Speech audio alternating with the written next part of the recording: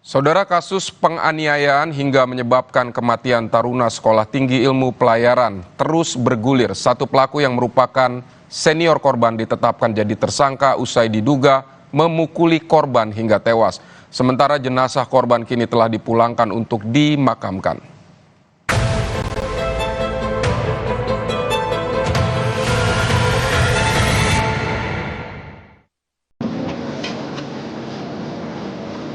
Kesedihan begitu dirasakan keluarga, kerabat, dan rekan korban Putu Satria Ananta Rustika ketika melepas jenazah di Rumah Sakit Polri Kramat Jati Sabtu malam.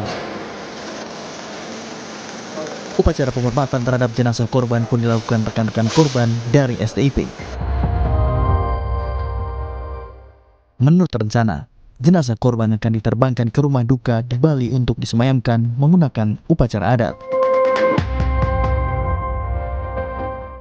Putu Satria Ananta berusia 19 tahun tewas setelah dianiaya sejumlah mahasiswa senior di toilet sekolah. Dari hasil pemeriksaan, polisi menemukan bukti kuat adanya penganiayaan yang terekam CCTV. Polisi juga telah memeriksa sejumlah mahasiswa senior yang diduga mengetahui peristiwa penganiayaan ini.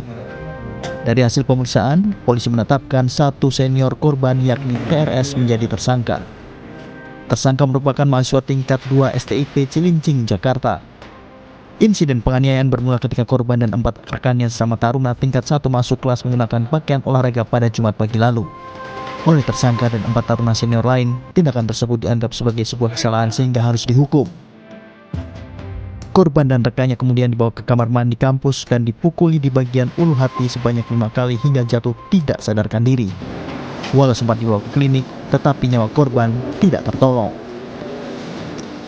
Tersangka tunggal di dalam proses atau peristiwa pidana ini, yaitu saudara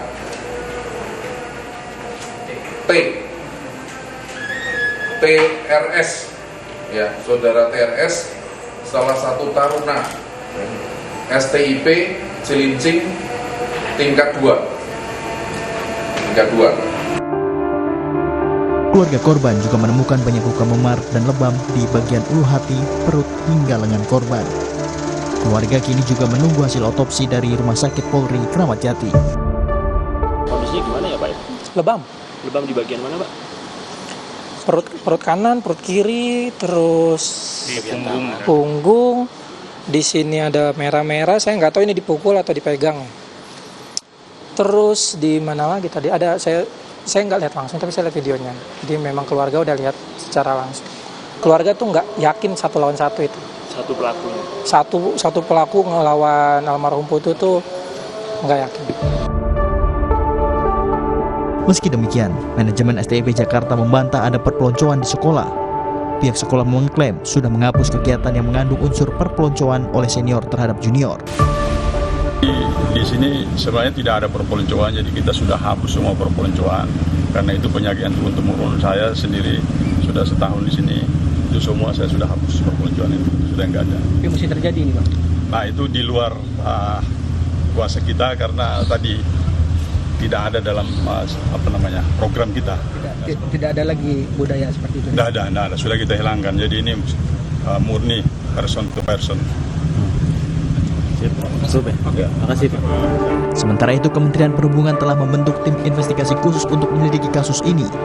Kemenhub meminta STIP mencopot senior yang terlibat melakukan penganiayaan guna menjalani proses hukum.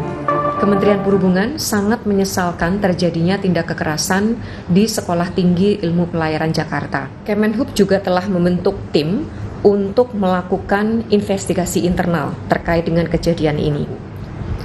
Untuk terduga taruna pelaku, BPSDM Perhubungan telah mencopot status sebagai taruna agar tidak mengganggu proses hukum yang berjalan. Sementara bagi manajemen kampus dalam berbagai tingkatan yang terkait, kami minta untuk kooperatif terhadap proses penyidikan yang dilaksanakan kepolisian sesuai dengan ketentuan yang berlaku. Pasca kasus penganiayaan merebak, penjagaan di kawasan STIP diperketat.